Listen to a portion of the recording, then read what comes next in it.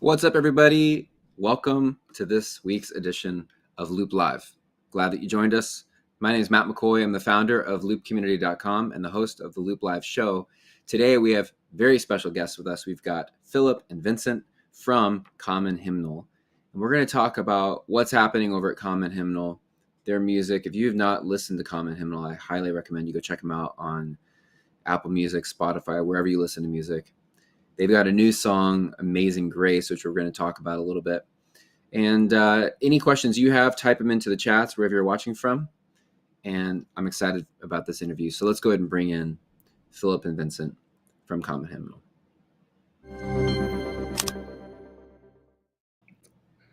What's up, guys? What's up? Good morning. Man, good to see you guys. Where are you located in the world right now? So we're actually both located in Knoxville, Tennessee. So Okay. That's where I'm at right now. Yep. Just different sides of the city. Yep. Yeah. Awesome. So maybe just for people who don't know who you are, let's just give each of you like a couple minutes, just introduce yourself and what you do with Common Hymnal. Vincent, you first.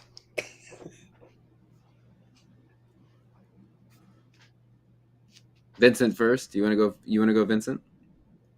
Yeah. Are you? Well, you might be muted, bro.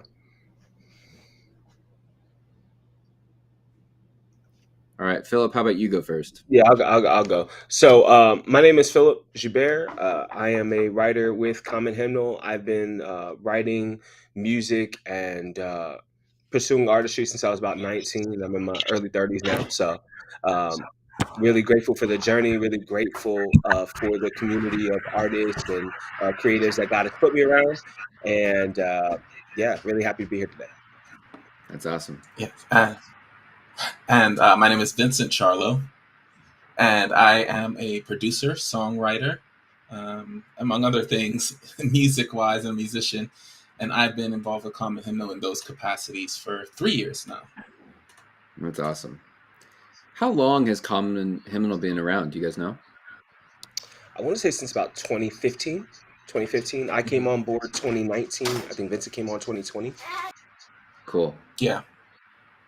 So tell us your guys' story, like individually. Like, how did you get started with music? Oh, that's a good one.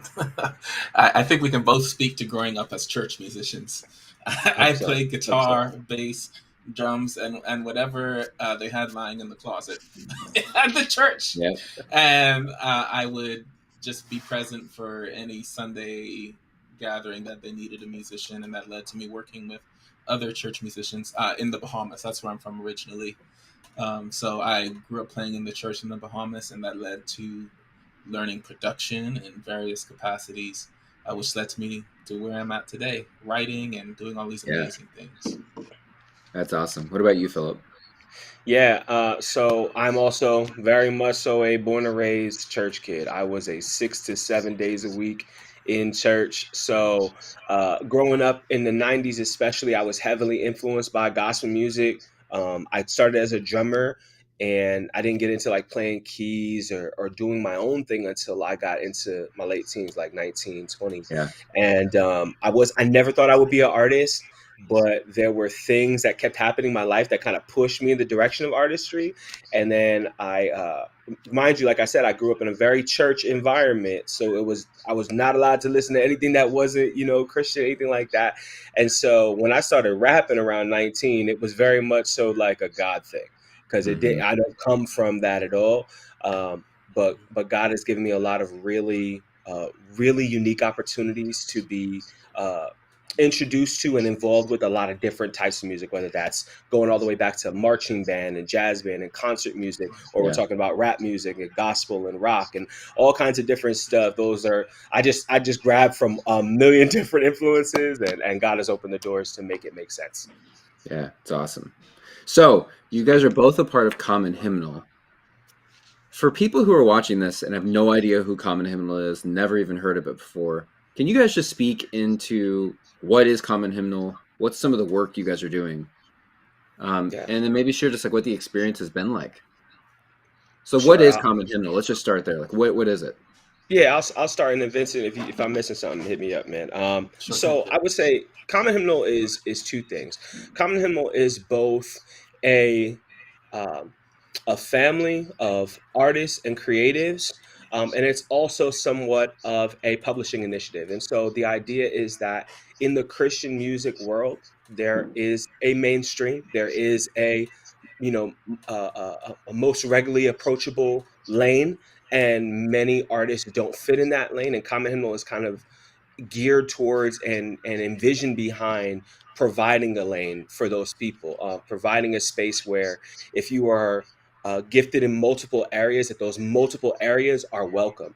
And the unique position of Common Hymnal is that we are focused on worship with a social conscience. So we don't want to use worship music and the exaltation of God and spiritual language as a means of ignoring the realities of life or ignoring the tragedies of life or not speaking to injustice as the scripture calls us and demands that we do. We want to be able to harmonize the beauty of creativity and music and art and expression with the um, solemn, real, heartfelt understanding that God is the God of all people and not just the people who may be doing really well. He's also the God of the people who are really going through it. And so that's kind of the mission of what Common Hymnal does. We write songs that are focused towards Jesus, but often talk about topics that a lot of mainstream Christianity just doesn't want to talk about necessarily. It's not as popular, but we're really grateful for that opportunity because it has allowed us to reach people that much of the mainstream isn't reaching right now, just to be totally frank. So, yeah. Yeah, Mm-hmm. that's awesome. Phil pretty much said it all. But again, just neatly summarize, we try to write where the sky meets the land and where the voices of those are on the margins that don't often get heard. And that's a lot of what our songwriting will revolve around. Still, while obviously keeping Christ at the center and exalting God as the one who is sovereign over all things. But it gives us a unique perspective to really convey what it feels like to have faith in the moment, not just for the end, but for the present. Yeah, that's And really great. I'll also say, as far as speaking to my experience within Common Hymnal, um, it's hard to briefly summarize what Common Hymnal Yeah. has meant to me and so many of us. When I use the term family, I do not use that term loosely. I don't just ride for just anybody. I don't come from an environment where we just call everybody brother and sister. If we don't believe you, you're not family. I come from a very big family. My grandmother's one of 18 kids. So when I talk about family, it's a big deal to me.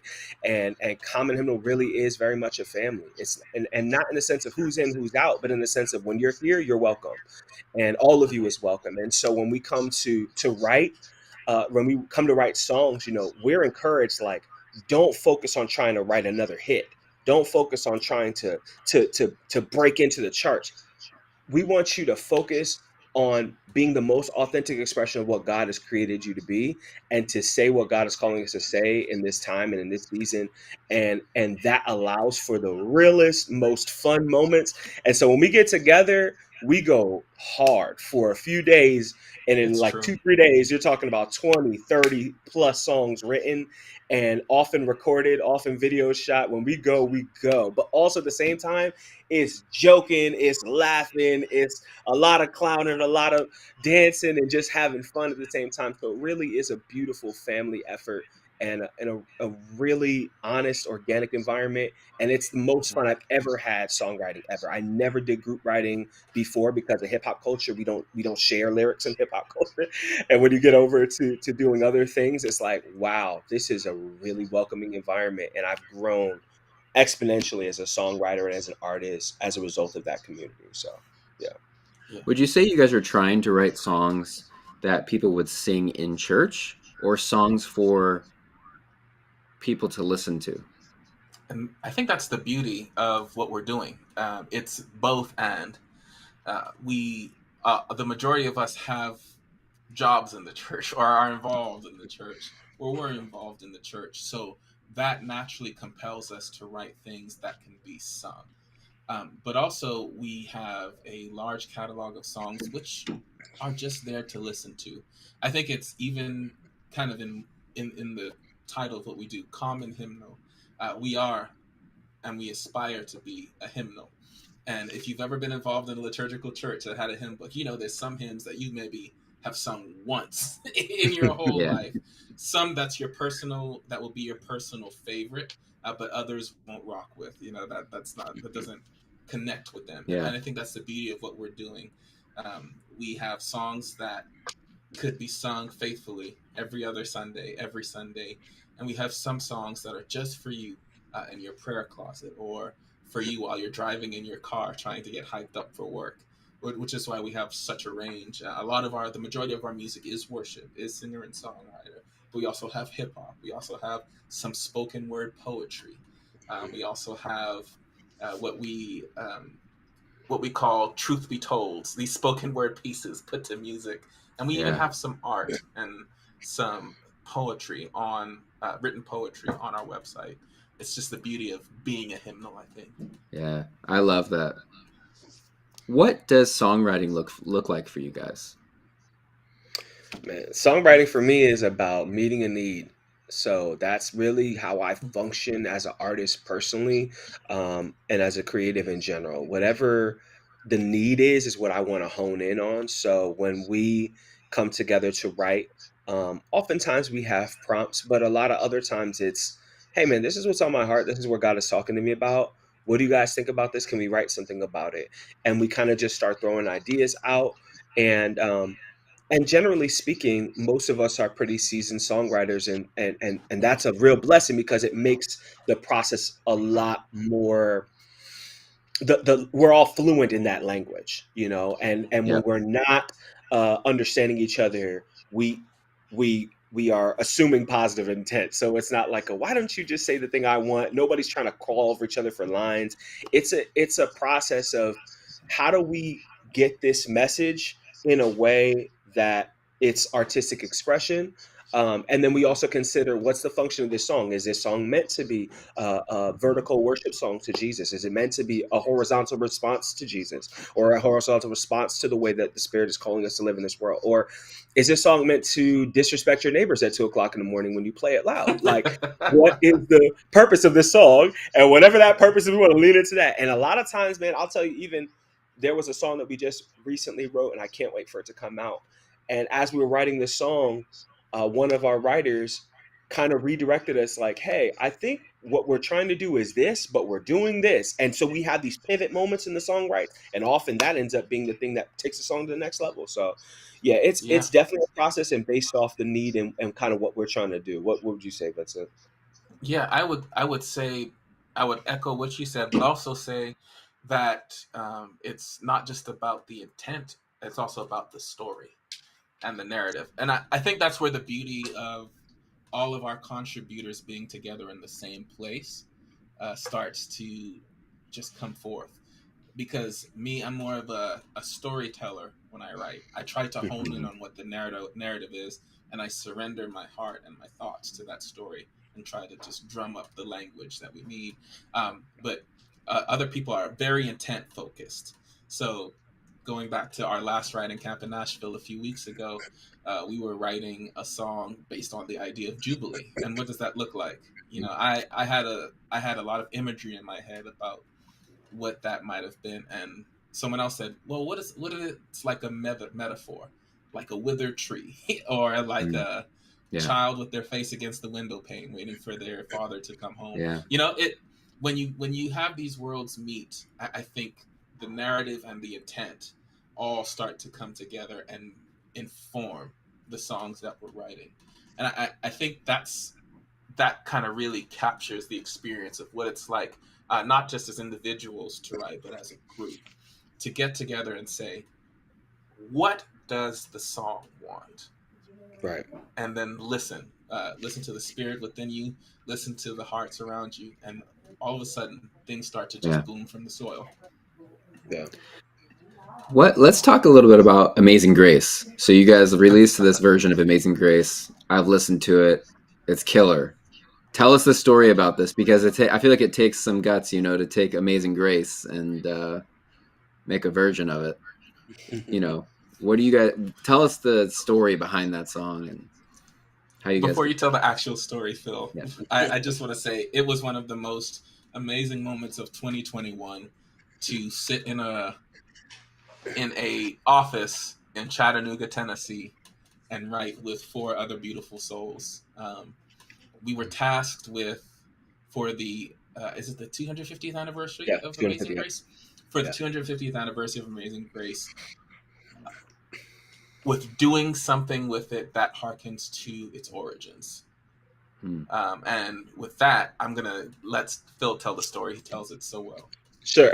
Yeah. So, for those who don't know, who might be watching this, and you may be familiar yourself, Amazing Grace was written by a man who was a former slave owner, and so he wrote it kind of out of conviction and out of recognizing like his real need for God. He wrestled with what that looked like through his life, in a climate where the owning of slaves is a normal thing in society, and yet as a believer, he's finding himself conflicted. And it took time in that process, and he ends up writing this beautiful song. And so, he writes this song connected to a community of people, and the community of people that he was connected to often is not connected to the versions of Amazing Grace that are most prominent today, if we're just going to be honest. And so, in light of that, it's like, how do we connect this timeless song to the time we're in right now? How do we reflect it in a way that's authentic to our culture as songwriters? We were all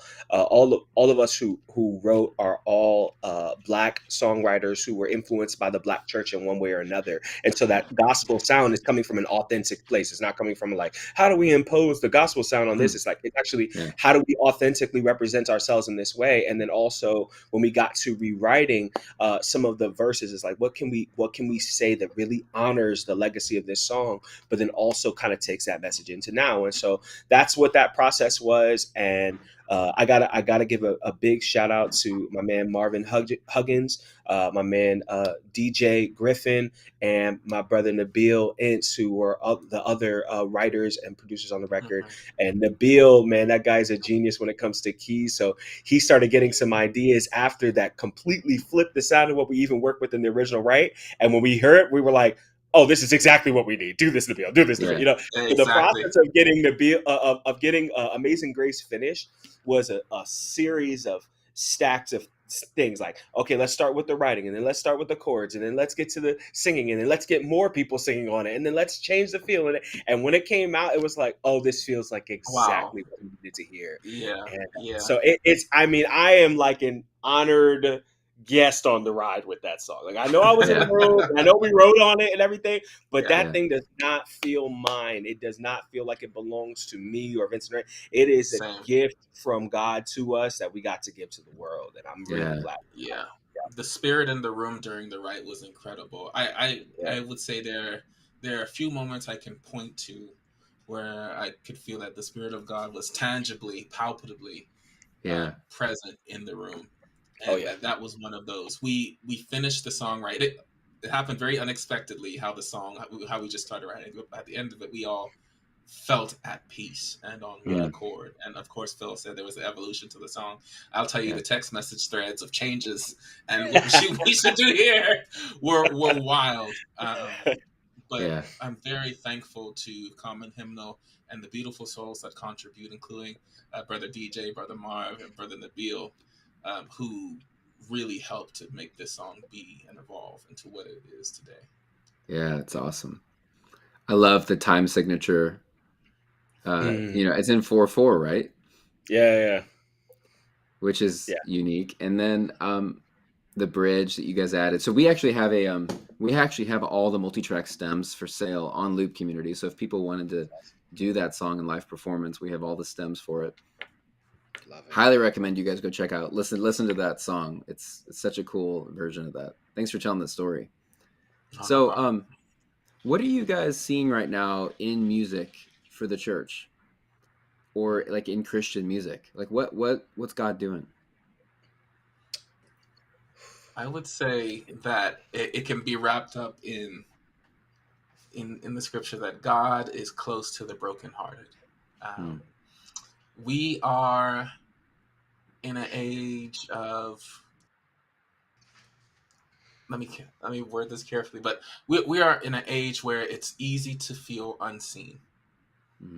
There are a flood of influencers and powers that are hungry to define who you are for you and define what your life should be. And we sometimes forget that you hear the wind coming, but you do not know where it's going afterwards. And so it is with the Spirit of God, that God often moves in ways that we cannot understand and won't understand it until we say it retrospectively, oh, that's what was going on at that time. Yeah. And I think we're in a place in life where the Spirit is moving hearts, not just individually, but hearts en masse, peoples, to pay attention to what's going on at the margins. I would say that the Spirit of God speaks most clearly through those who are often unseen and often unheard. So when you hear the unique sounds of worship music coming out today, when you have groups like Common Hymnal that are giving voices to those individuals, those peoples, those stories that aren't being told, is where you'll see what's going on with Christian music and where it will be going. So I imagine in the next decade, 2 decades, a lot of music and Christian music will shift towards that. To what I found in Malcolm Duplessis called group sports, where we really come together and try to hear the stories that God is wanting to tell through His people, those seen, unseen, heard, and unheard, planted and some out of the soil. That's where God is moving in this mysterious way. Yeah, I would also just tag on and say I see God moving heavily in Christian music right now, actually. But I don't think God is moving the way that we're used to seeing God move. And so I've gotten old enough now to live through a few eras of music that's coming from the church.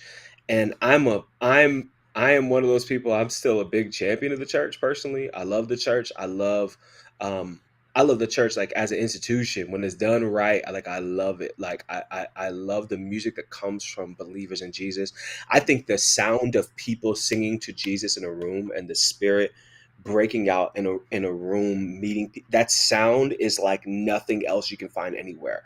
And I believe that what's happening right now in the some of the implosions that we're seeing even in Christian culture is God calling us back to a place of authenticity, and God calling us back to a place where we cannot manufacture something that simulates His presence, that simulates the presence of God or simulates the power of God, but that we're actually doing and saying the things that we've been called to really do and say, so that we see authentic representation of what God is doing coming from the church. And so I think COVID has pushed people to the brink of their fakeness.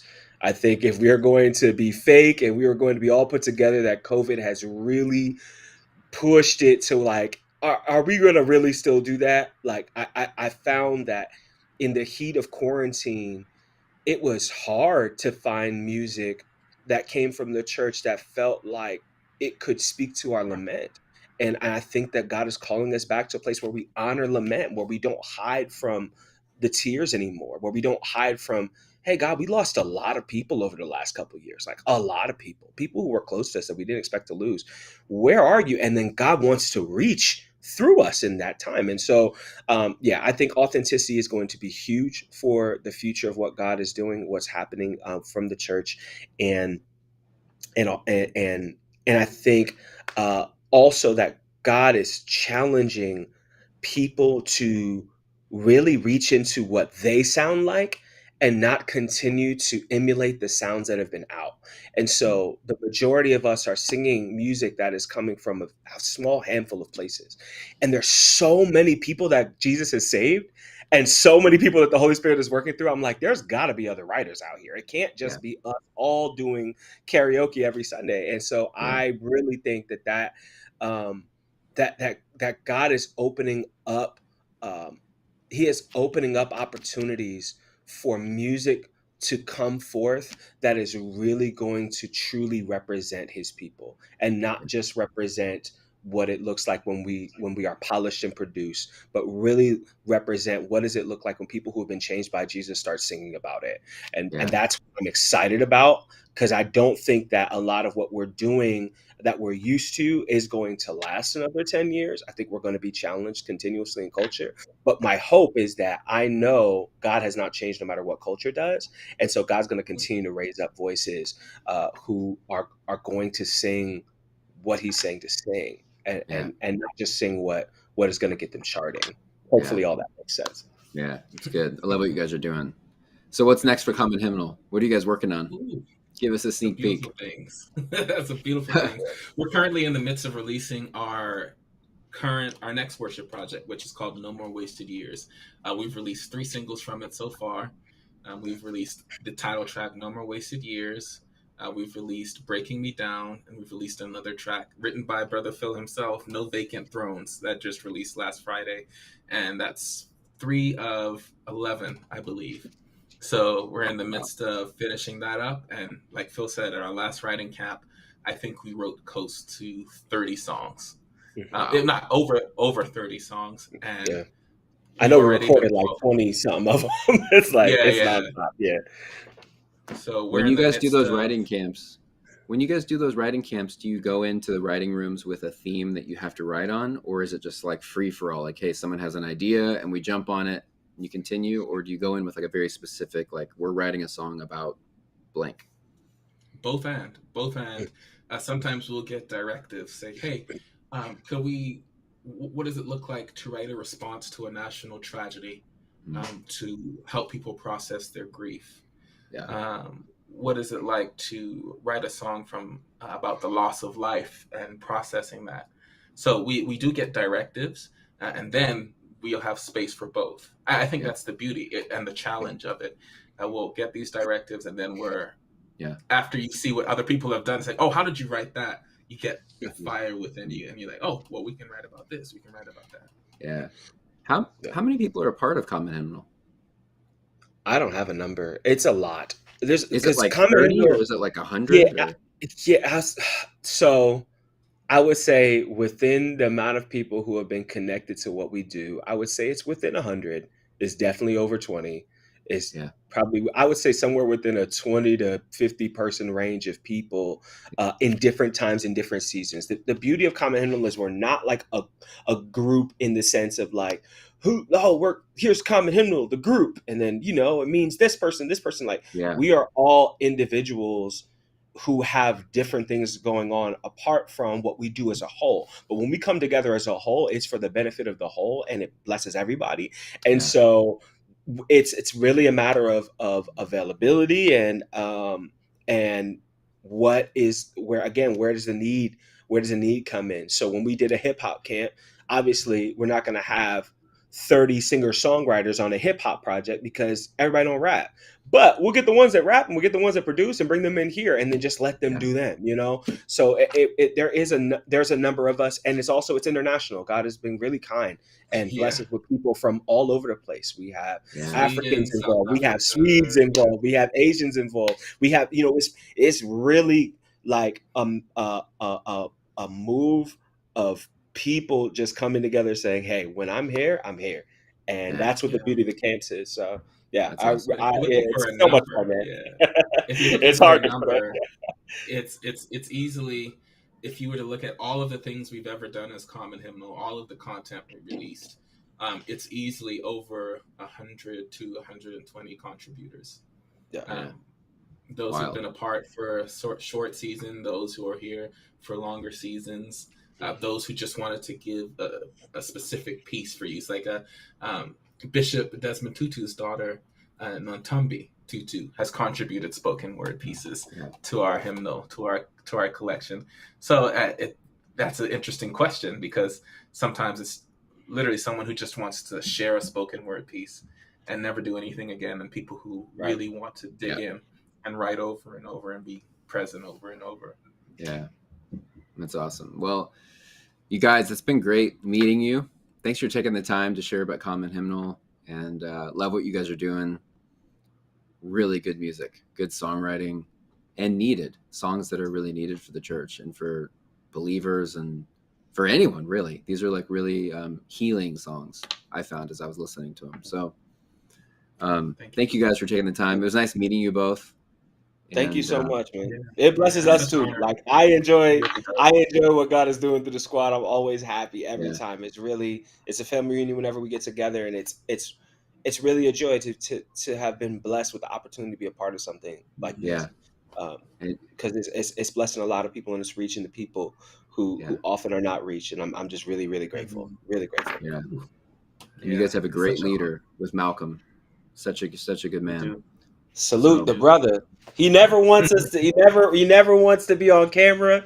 He don't need his name in lights. You know what? He can't say that we're talking about him right now, but it's still the truth. God bless you, man. We love you, my brother. That's part of what makes him great. Yeah. Exactly. So, all right, you guys. Nice meeting you. Have a great day, and thanks for joining us. Thank you. Such an honor. Thank you. Take care.